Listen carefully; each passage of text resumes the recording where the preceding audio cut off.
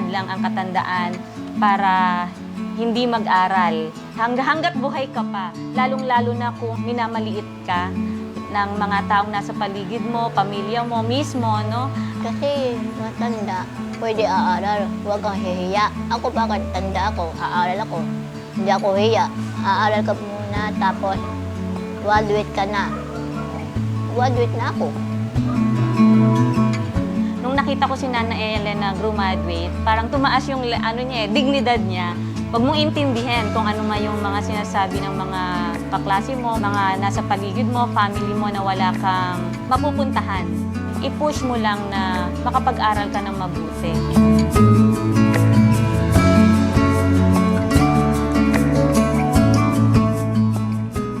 Bali, nakita ko siya sa Talipapa Street.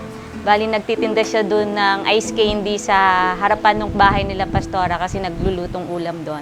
Naawa talaga ako hanggang sa kinuwento na niya yung background niya. Tapos sabi ko sa kanya, sige, pumunta ka sa church ng Sunday. So pumunta siya, may dala-dala siyang ice candy ulit. Nagtinda siya dito sa church.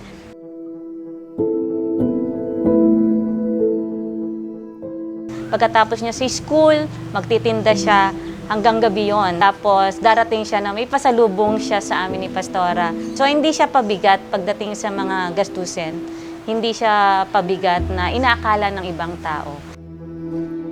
Masipag siyang pumasok araw-araw sa school nila sa Marlica. Tapos, pag meron siyang assignments, yon, magpapaturo siya sa amin. So, tulungan ang bawat isa sa amin. Para ma-feel din niya na hindi lang ako ang tumutulong sa kanya, kundi yung member ng church.